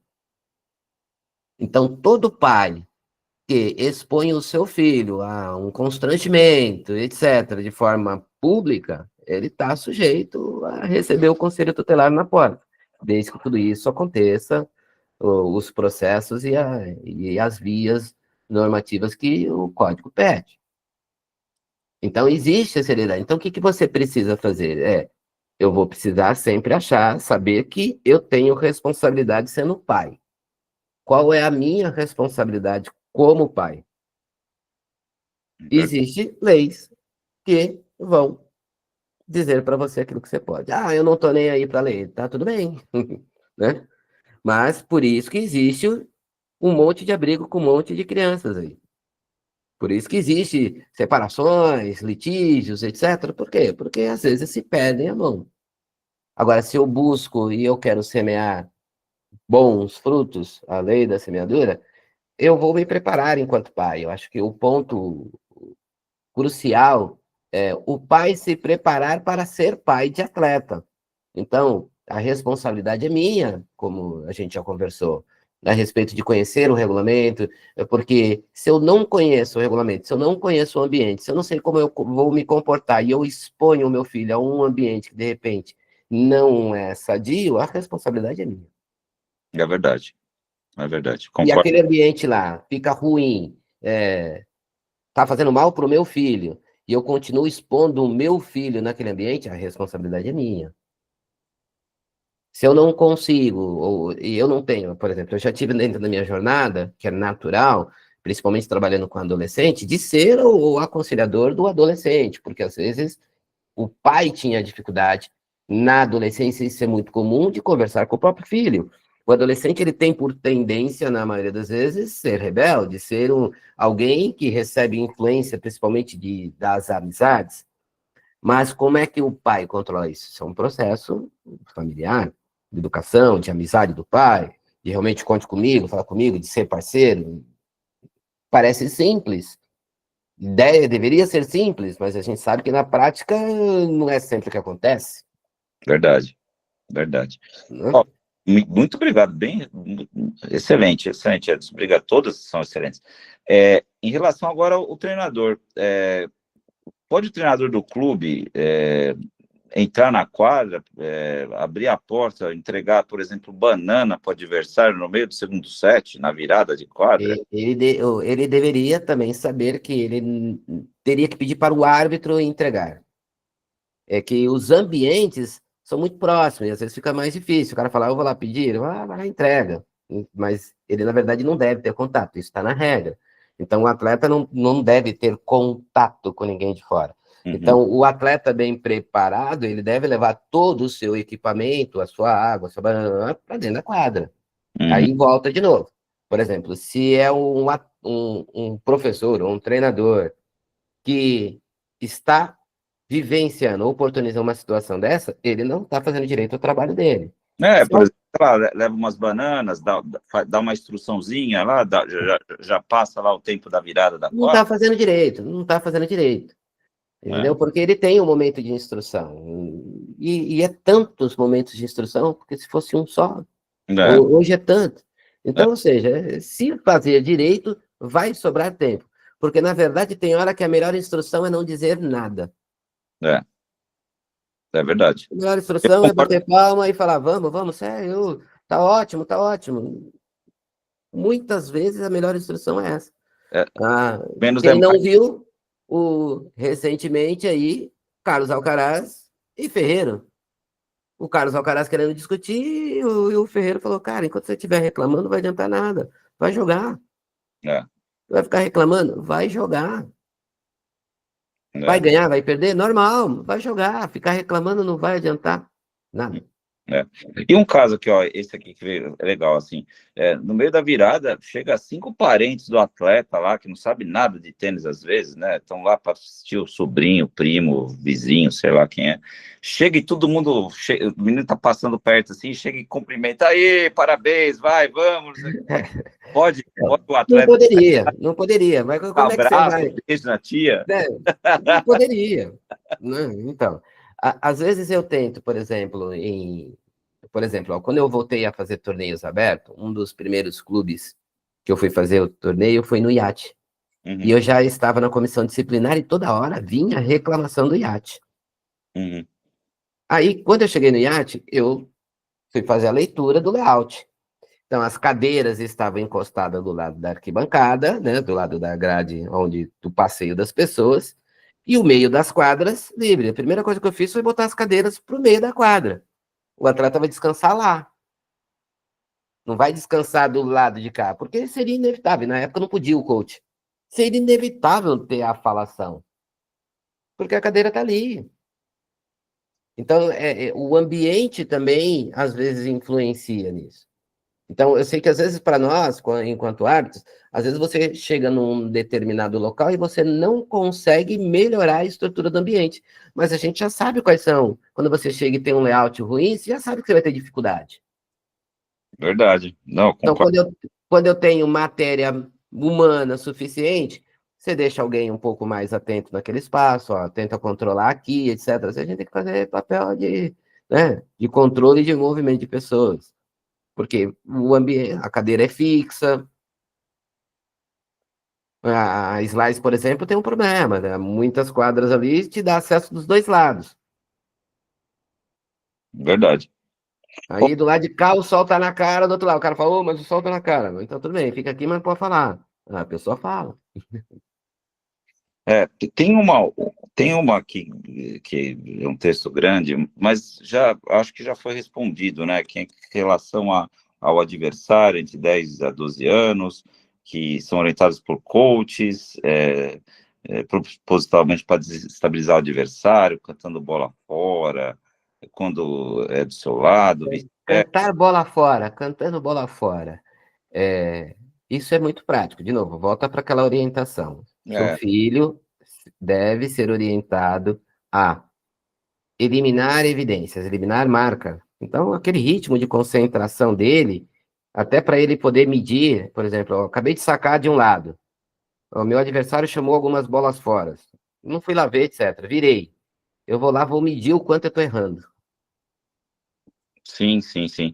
E como mitigar esse efeito indesejável, né? Eu acho que você já explicou muito bem isso. Então, é isso. A boa conduta de chamar a bola, marcou a bola, contar em voz alta, eliminando marcas. Ou seja, você tira as possibilidades do mal intencionado, você tira ferramentas dele. E, ao mesmo tempo, você também permite, ou você auxilia que você ou o bom intencionado não se confunda, porque vocês podem se confundir. Exatamente, exatamente. Perfeito. Acho que tem outras perguntas aqui, de 22 que a gente selecionou, de várias que vieram, mas você já cobriu todas, assim, então eu não vou nem cantar a bola, porque já foi muito bem. Não, canta, fora, canta a bola. Canta a bola, fora. Não, Foi boa. foi sensacional, foi tudo dentro, viu? Tudo dentro, né? Só o Winner, eu só vi o Winner aqui. Tá louco? Só o Winner. Tá acelerando mais que o Fonseca no forehand, viu? Não. Ó, Eu, com todo esse tamanho, eu sou jogador de saque e voleio. Eu não gosto de ficar no fundo, não. Eu tenho que correr muito no fundo. Verticalizar o negócio. Bom, vamos ver as perguntas aqui do pessoal. O Rogério Rodrigues falando parabéns pela apresentação, comunicação clara, precisa e ponderada, parabéns. Bruno Conte, muito, muito bom mesmo. Queria fazer parte de toda a renovação das anuidades da Federação. Meio importante essa renovação na internet, né? Então, ter essa reciclagem desse tipo de palestra, né? Alô? Tá aí. Desculpa, é que tava um barulho, agora não tá mais. Deixa eu voltar aqui. Aí a Andrea, mas o clube pode se manifestar contra... acho que em relação à questão do atleta... Da transferência, já foi falar.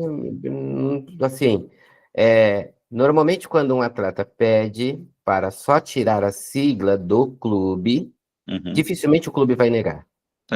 Normalmente o clube, ele pode negar quando um atleta está se transferindo para um outro clube, por uma questão de interesses, que às vezes esse atleta pode receber algum tipo de benefício, pode ter alguma coisa, o clube pode se negar dependendo do trato. Se não tiver nada disso, porque às vezes acontece, tem clubes que têm questão de militante, etc., que apoia, que dá incentivo, então, de repente o clube já entregou todo o pacote para o atleta e o atleta está dando tapinha nas costas para ir para o clube rival.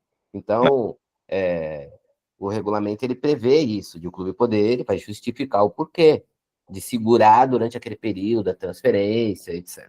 É verdade. A Renata Aires Santos vem com uma questão que eu vou colocar no plural, né? Porque aí tem que ser até a CBT se bobear. As federações poderiam, né, criar um curso online que os pais fossem obrigados a fazer antes de inscrever os filhos para o próximo ano em torneios. Eu concordo plenamente, né? Tem um programa. Acho que é um caminho. É um caminho. Eu já dei uma dica pro Regis aí, vocês aguardem que o Regis vai colocar em prática aí e vai acontecer. Aí, será? Cria-se força de representatividade. Se tivesse esse poder, com certeza. Mas é uma possibilidade. De trazer aqui os melhores para falar. É isso. Já está acontecendo, são sementes, né? São sementes, é verdade. E a Renata Aires Santos também, acontece do árbitro estar acompanhando o Kids e esperar o jogador reclamar. Deixa eles se entenderem. Se não tiver acordo, aí o árbitro entra. Geralmente acontece isso.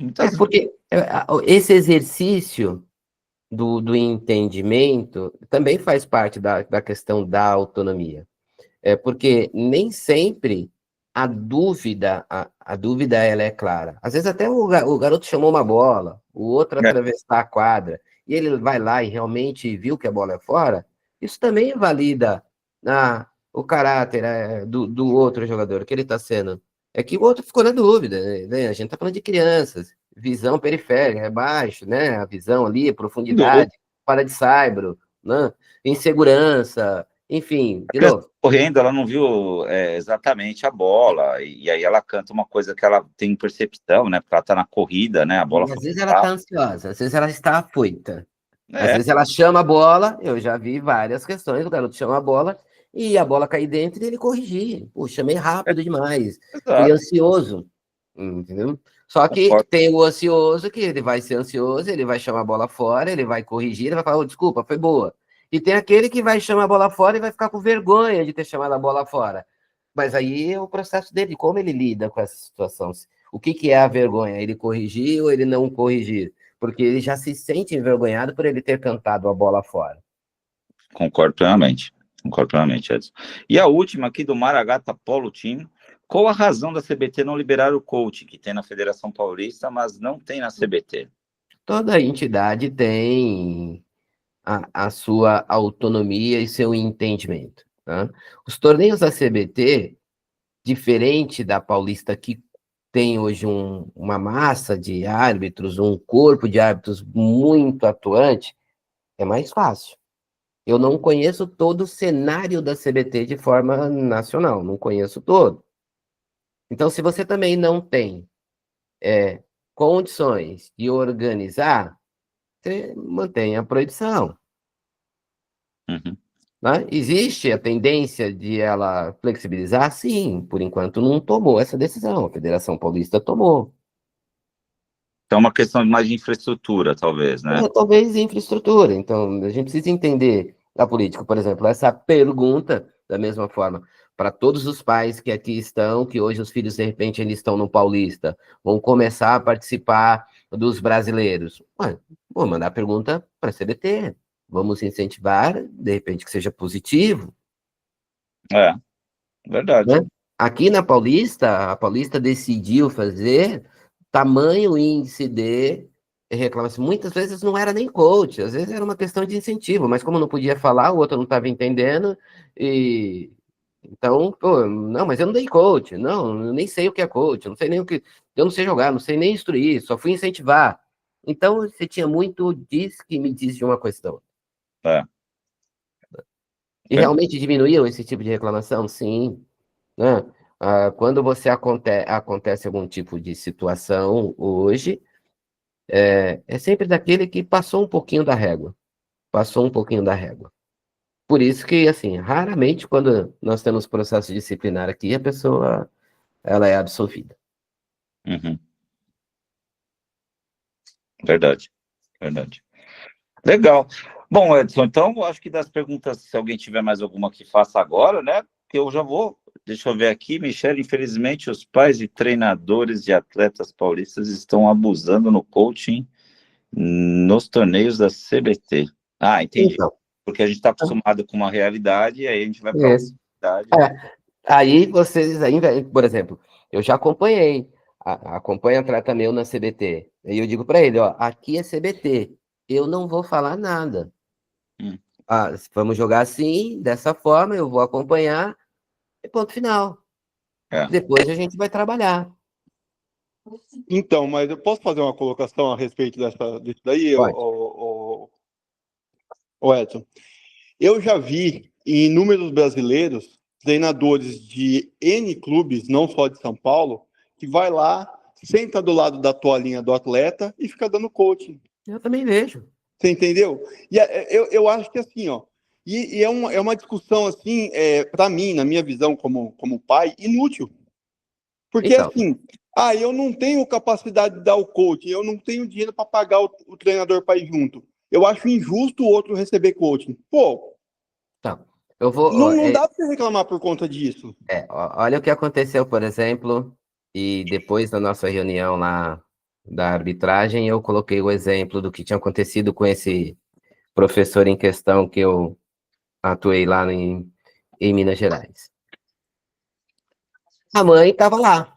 A mãe não é professora. Aí eu já tinha feito a solicitação, tinha pedido para pedir para os dois professores ficarem do lado de cá, etc., e o outro se negou. Então eu fui no pai, eu falei, professor da sua filha está infringindo a regra, eu já pedi, mas ele é seu colaborador. Eu já pedi. A próxima que ele fizer, quem vai ser penalizado é a sua filha. Eu fui no outro pai, pedi, pega, não. O outro rapidamente pediu para o professor vir para cá, pronto. Aí deu um tempinho, ela foi lá e ela falou com ele. Então, o meu interesse não era prejudicar a atleta. Então, eu usei a lei da terceira pessoa, que é a contratante dele. Ela foi lá e deu uma dura nele, ponto. Ou seja, então, se eu sou pai e eu tenho um filho que está competindo, e eu tenho um técnico, um coach, que não cumpre a regra, eu pergunto, o que que esse coach está ensinando para o meu filho? Essa é a pergunta que os pais têm que ter. Porque se eu contratar alguém que não respeita a regra, o que que ele está ensinando para o meu filho? É isso. Eu não tenho opção? Tem, sempre há opção. Sempre há opção. Então, os meus colegas de profissão que não respeitam a regra, são eles. Agora, eu não sou contratante deles. Se eles fossem para trabalhar comigo, talvez eu não contrataria. Ou ele vai ter que cumprir a regra. Concordo, concordo. Legal. Ó, o Rafa quer falar de novo. Vamos Bora, deixar. Rafa. O Rafa tá com a mão levantada. Ah, Bora lá, Rafa. Não, é uma pergunta bem simples. Na verdade, é uma pergunta que se divide em dois. Você tem a criança que cai na quadra, se machuca e fica ali, talvez precise de uma ajuda. Quem deve dar essa ajuda? Porque o pai não pode? Porque eu estou falando pai porque geralmente não tem o técnico, né? Eu estou falando do Kids, mais do Kids. Mas até no começo do juvenil, geralmente é o pai que está lá, né? Por que o pai não pode entrar, a mãe não pode entrar para acudir ou tentar ver o que está acontecendo com o filho? Essa é uma pergunta. A segunda pergunta é: existem algumas patologias das crianças que são benignas de dor, por excesso de prática. Uma delas é uma dor que dá atrás do calcanhar da criança, porque ainda não colou uma cartilagem que tem ali que chama alguma coisa de severo. Eu sou engenheiro, não sou médico, então. Mas e aí às vezes ele precisa passar alguma coisa ali para dar uma tranquilizada. Eu estou falando de uma coisa que acontece com meu filho, então eu sei disso, mas devem ter outras. Qual o procedimento? O que eu faço? Porque a criança não vai passar isso, o analgésico ali na hora. O árbitro, se eu peço, ele não deixa. Qual é a regra? Como lidar com isso? Posso só, antes de você responder, colocar um caso que aconteceu, e eu presenciei. O adversário do meu filho, o menino torceu o joelho. O árbitro de campo estava, sei lá, na quadra 1 e ele estava na quadra 7, longe pra caramba. Eu e o pai do menino, a gente falou, a gente precisa entrar lá para acudir, que o menino tá chorando, ele torceu o joelho, meu Deus do céu. Aí o árbitro me vem e dá uma dura brutal no pai, brutal, brutal, brutal. E aí, nesse mesmo dia, o meu filho tá jogando numa quadra que tem 2 árbitros de campo central, vem 5 parentes, abraça, dá beijo, fala e ninguém fala nada, normal. A regra é clara ou não é, Edson? Bora lá, responder. A parte de atendimento médico, né? Isso são algumas questões que a gente discute. Tá? De novo, volta para a responsabilidade. A responsabilidade de permitir um atendimento é do árbitro. Então, nesse conjunto que nós temos hoje, alguém caiu na quadra ou precisa. No seu caso, você já tem algo que é preventivo. Ao você chegar no torneio, comunica ao árbitro geral. É a mesma coisa, a gente tem a questão do diabético. Então, a criança que é diabética, a criança que precisa fazer uso de insulina, a criança que tem um reloginho que acompanha, o árbitro precisa saber. Então, os pais que precisam disso, melhor atitude. Chegou no torneio, meu filho tem uma necessidade, eu comunico o árbitro geral. O que o árbitro geral vai fazer? Ele vai te dar orientação, quando vai precisar, se ele vai te autorizar ali naquele momento, se ele tem a capacidade, ele vai te perguntar, ele tem a capacidade de fazer sozinho ou não? Precisa de ajuda? Então ele vai permitir o árbitro auxiliar acompanhar? Então, esse processo de comunicação ela tem que existir. Se é de uma maneira durante a partida, qual é o pensamento? É que é uma catimba. E, então, por isso que se evita. É a mesma coisa do processo hoje de cãibra. Cãibra, no regulamento, não prevê atendimento médico. Por quê? É falta de condicionamento físico. né? Então, é uma situação que vai ocorrer, é comum acontecer, mas toda aquela criança que tem uma necessidade de ter um atendimento, então o pai chega no torneio e comunica ao árbitro geral a respeito. E eu tenho certeza que o árbitro geral vai conduzir isso da forma humana. Não esperar o que aconteça, ou às vezes essa dependência de um auxiliar menos inexperiente, que ele vai tratar a coisa, não pode. Aí eu já criei uma. Aí eu que estou meio fora, eu não antecipei uma situação que eu já sei. Antecipe, que você vai perceber que você vai resolver. Não, perfeito. A gente teve uma situação, mas o Regis, é engraçado. Toda vez que o João caiu na quadra ou que aconteceu alguma coisa e não tem árbitro, não interessa. O pai que tá comigo, a gente sempre conversa, né? A gente fica. Cara, entre os pais eu nunca tive problema. A gente sempre vai, resolve, um ajuda o outro e tal. É isso. A questão do árbitro é que ele fica nesse. Ele tem que seguir a regra, mas aí às vezes a regra passa em cima do bom senso. Mas isso é uma coisa que a gente tem que verificar também, né? O árbitro ele é colocado numa posição, às vezes, que ele tem que seguir a regra. E às vezes a regra não está de acordo com o bom senso. O menino está lá na quadra, a menina, o menino está lá na quadra, machucado. Você realmente não pode entrar, a não ser que você tenha autorização.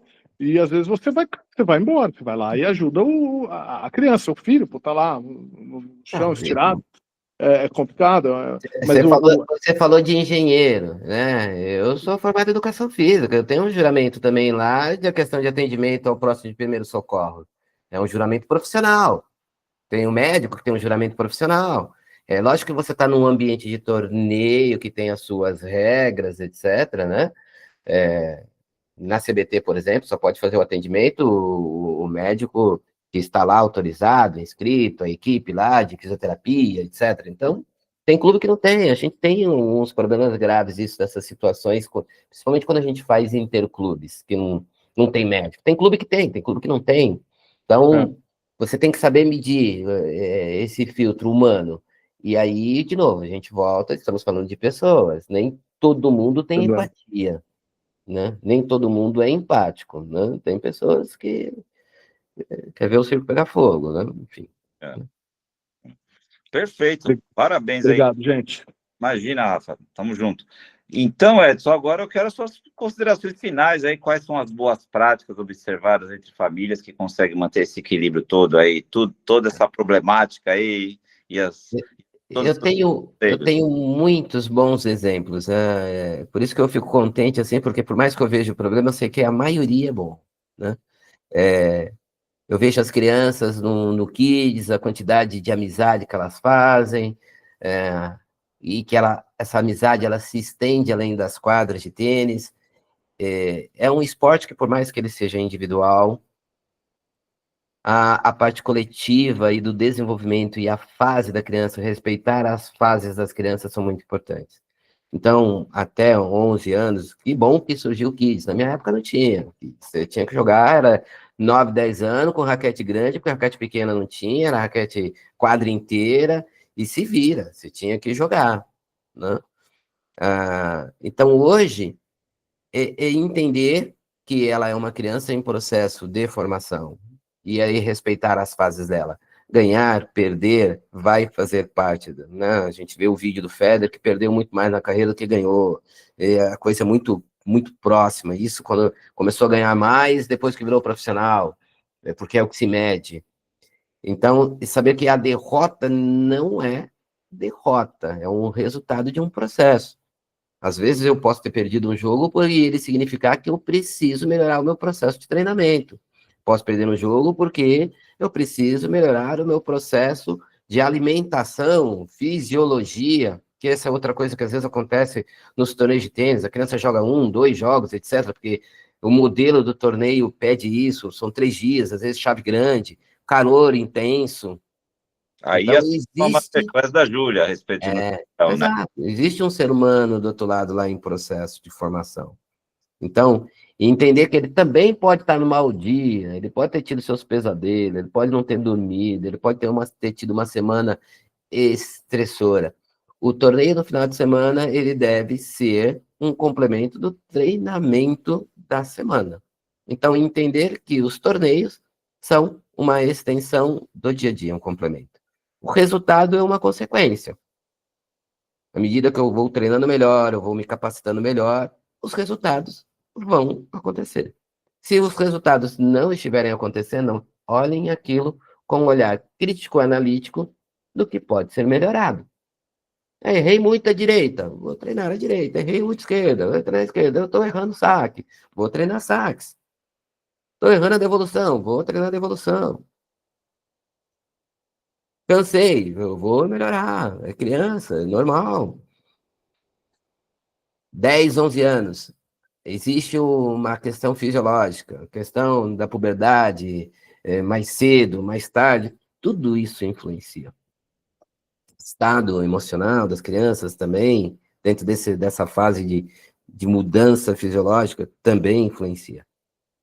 Então, boas práticas, pais, amem seus filhos. O tênis é lindo, o esporte é maravilhoso, e o resultado faz parte do processo, seja a vitória ou seja a derrota. Então, espero ter colaborado aí, ter elucidado algumas dúvidas, e quem sabe dentro de uma próxima, dependendo do pedido, o Regis pode começar a criar, que eu sei que ele já está criando aí. Quem sabe aí 2026 a gente retorna com mais alguns itens, com bons depoimentos daquilo que vocês possam passar a aplicar, que de repente pode ter surgido daqui ou das outras masterclass daqui do Grupo 360, e a gente continuar tirando proveito dessa onda, que é uma onda muito positiva. O tênis brasileiro está numa curva ascendente, muita gente praticando, muita gente jogando. Perder isso é perder bons talentos no futuro. Da massa vai sair o resultado. Tornar o ambiente mais saudável, vai sair o resultado. Competições amigáveis entre crianças, entre professores, tudo isso ajuda. Tudo isso ajuda no processo de desenvolvimento. Fantástico. E, pessoal, vamos aí, então, abrir as câmeras, todo mundo, pro Rodrigão. Rodrigão, tá aí na escuta? Tirar uma foto. Isso aí, vem cá. Todo mundo aí. Marcão, Marcelão, aí, isso aí. Quem mais que tá? Vamos lá, todo mundo abrindo a câmera. Você tinha que ter falado isso 2 segundos mais rápido, que você perdeu uns 20 aqui. Você tinha que ter falado assim, ó, não saiam antes de fazer a foto geral, etc., para registro da Masterclass, entendeu? Bota na próxima aí. Incorporado na próxima. É isso aí. É isso aí. Tirou aí, Rodrigão? Tá no mudo, Rodrigo. Tá no mudo ainda. Vou jogar lá no grupo já. Fechou. Vamos ver se foi. Peraí. Vem cá, Lolo. Eu acho que não foi no grupo, não apareceu. Vou tirar de novo, então, pessoal. Rapidinho. Abre aí, Rafa. Quero ver a Ju. Aparece aí, pô.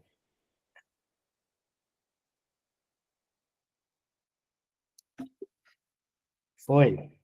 Aê. Foi. Parabéns, pessoal. Parabéns, Edson. Muito obrigado. Deus te abençoe. Obrigado e nos vemos pelas quadras fora. Quinta-feira temos Kids lá, hein? Kids lá, é verdade. Parabéns, maestro! Falou, Calão.